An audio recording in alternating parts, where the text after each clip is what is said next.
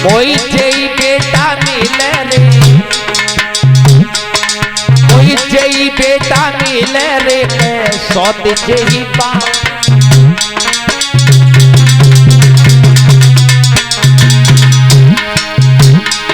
मैया वरदान मांगती है, जब जब इस पृथ्वी पर मैं जन्म लेकर के आऊं तो मुझे यही पुत्र मिले और यही सौत मिले। लेकिन माँ ने ऐसा क्यों मांगा? दोस्तों, आजकल की कोई माँ बहन होती, भगवान कहते वरदान मांगो तो सबसे पहला आदेश होता प्रभु वरदान बाद में, पहले जा सौत की नाक काटो। लेकिन मैया सुनीति ने ऐसा नहीं मांगा। क्यों? माँ सुनीति कहने लगी है, प्रभु महाराज भाग्य के मेरे खुल गए हैं, जाके एक तमाचे में हरि को मिल गए हैं। ओरे गिरधारी ओरे बनवारी मेरे पिया ईश्वर है, मैं तो नहीं पे हुई नहीं कुर्बान। ओरे गिरधारी मेरे पिया ईश्वर है।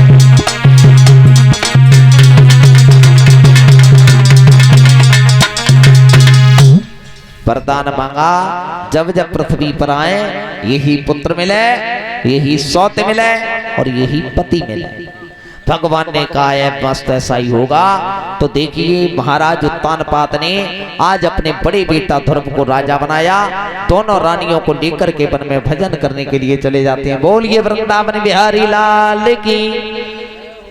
देखिए इस तरीका से 5 वर्ष के बालक ध्रुव ने कितनी कठोर तपस्या की, करने के बाद भगवान को प्राप्त किया।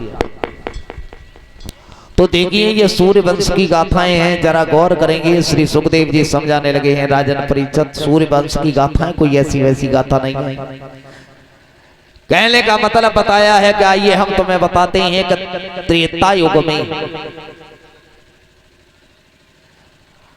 श्री सुखदेव जी समझा करके कहते हैं त्रेता युग में अब हम आपको लेकर के चलेंगे मर्यादा पुरुषोत्तम भगवान श्री राम, इनका जन्म कैसे हुआ था। कहने का मतलब जन्म से पहले दशरथ इनके जो पिता हुए हैं, दशरथ का जन्म कैसे हुआ। तो बाबा तुलसीदास जी ने लिखा और बताया कि दशरथ का जो जन्म हुआ था, इनके पिता थे जिनका नाम था महाराज अज। इन्होंने 1 रुपये एक संत महात्मा को दान में दिया, वो रुपये फेंक दिया। बोले महाराज अज, जिस दिन तुम अपने खून पसीने की मेहनत से कमाओगे उस दिन हम तुम्हारा रुपये लेंगे। उस रुपए के ऊपर एक वृक्ष उत्पन्न हो गया था जम के। जिस वृक्ष को जब खुदवाया गया था तो उसमें एक रथ निकला, फिर दूसरा रथ निकला। कहने का मतलब 10वें रथ पर ये लड़का जो निकला था, इसी लड़के का नाम पड़ा था महाराज दशरथ। इनका विवाह जब महाराज दशरथ को समझदार हुए तो इनका विवाह भानुमंत की लड़की थी जिसका नाम था कौशल्या। जो महाराज भानुमंत की लड़की थी, कौशल देश के रहने वाले थे। कौशल्या के साथ में इनका विवाह होने के लिए था। तो कहने का मतलब रावण को ये पता चला कि कौशल्या दशरथ के द्वारा जो पुत्र पैदा होगा उससे हमारी मृत्यु होगी। तो इसने कौशल्या का हरण कर लिया और करने के बाद में बक्सा में बंद किया, जल में बहा दिया। आगे चल करके महात्माओं ने निकाला। अब इनकी दूसरी पत्नी कौन बनी? बारात लेकर के महाराज दशरथ महाराज भानुमंत के दरवाजे पर पहुंच गए। लड़की घर पे नहीं है, शादी किससे की जाए। तो कहने का मतलब इनकी छोटी लड़की थी जिसका नाम था सुमित्रा। सुमित्रा के साथ में बड़ी धूमधाम के साथ इनका विवाह कर दिया। और जब विवाह कर दिया गया उसके बाद अब इनकी एक और रानी थी महाराज परीक्षित, जिसका नाम था केकई। केकई किसकी लड़की थी? केकई जो थी अश्वपति की लड़की थी, जो कश्मीर देश के रहने वाले थे। इनका विवाह महाराज दशरथ के साथ में महाराज दशरथ ने अश्वपति से ये कहा, यानी कश्मीर के राजा अश्वपति से ये कहा था कि अपने बेटी का विवाह हमारे साथ कर दो। उन्होंने कहा था कि तुम्हारे 2 पत्नियां पहले से घर में हैं। बोले तीसरी की आप शादी करोगे। महाराज दशरथ ने कह दिया जाओ, महाराज अश्वपति को वचन दे दिया हमारे संतान कितनी भी हो जाएं, लेकिन तुम्हारी पुत्री के द्वारा जो पुत्र होगा अयोध्या का राजा हम उसी को बनाएंगे। ये वरदान दिया किसने? महाराज दशरथ ने। तब जाकर के कैकेयी के साथ में विवाह हुआ। तो अब इनकी पत्नियां कितनी हो गई? 3 रानियां हो गई। लेकिन तीनों रानियां जब घर पे पहुंच गईं, इनके द्वारा महाराज दशरथ के बिंदु से छोटी रानी कैकेयी के द्वारा एक पुत्री पैदा हुई, जिस लड़की का नाम पड़ा था,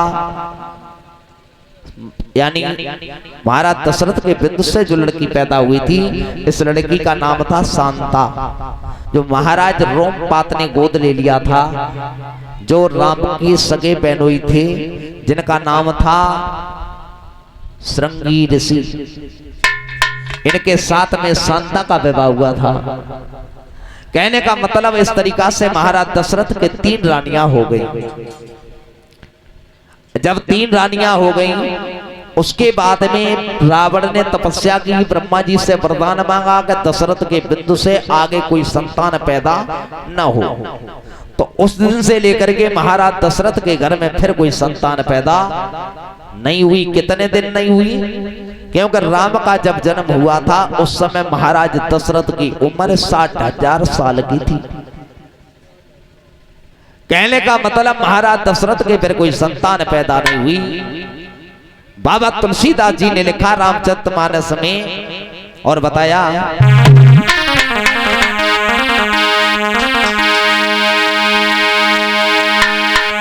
कि एक बार और दशरथ मन माही और भैया गिलानी और मेरे सोतना।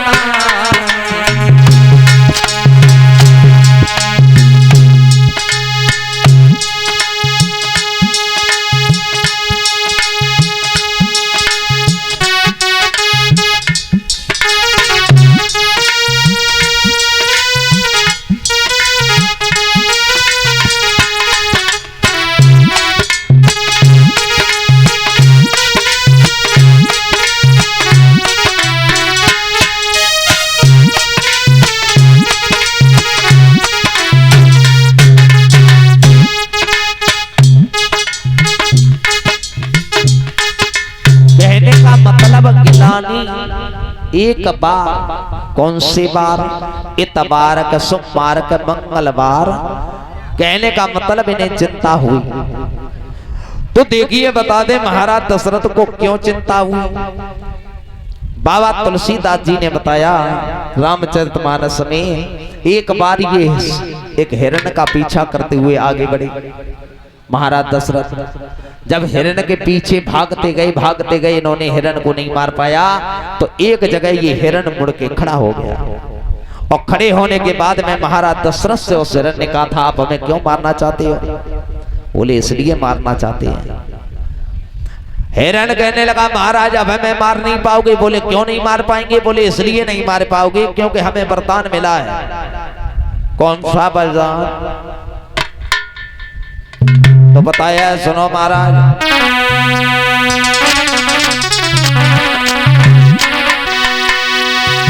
कि राजा के सुतना होई और उनसे मेरा मरण न हो।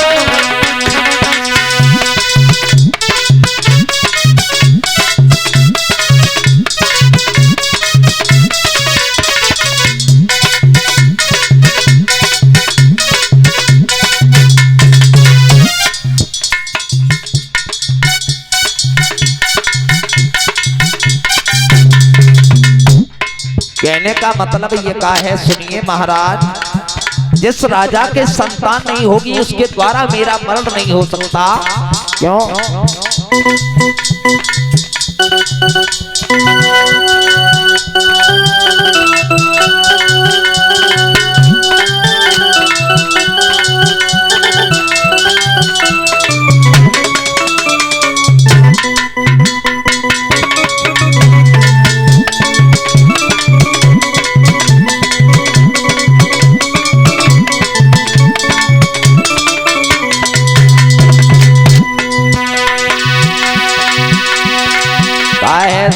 महाराज जाना जागे सुना होई उनसे मेरा मरण न होई उनसे मेरा।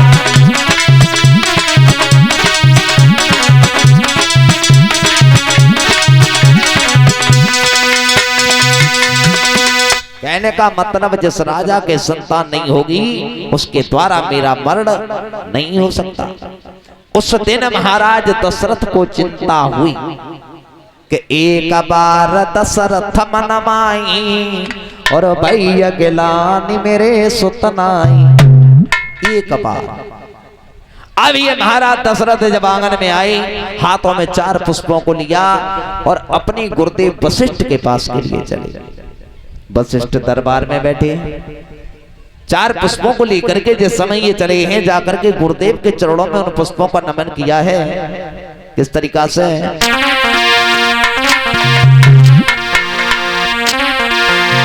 कि गुरु पर के चरणों में महाराज दशरथ ने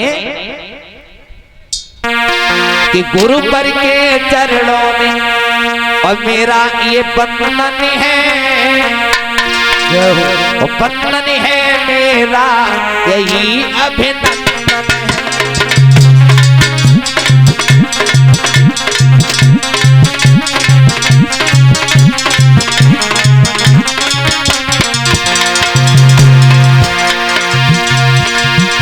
और आपका दर्शन मिला दिल का कमल ये खिला जीवन भर चलता रहे बस ऐसा ही सिलसिला।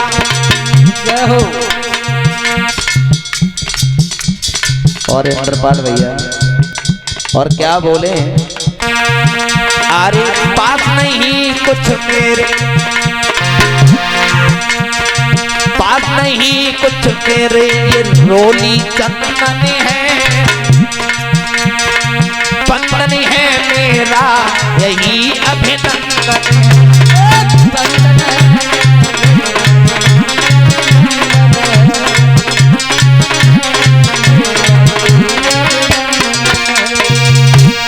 जिस समय ये कहा है गुरुवर के चरणों में मेरा ये बंधन है गुरुदेव कहने लगे दशरथ आज क्या बात है बड़े उदास लग रहे हो।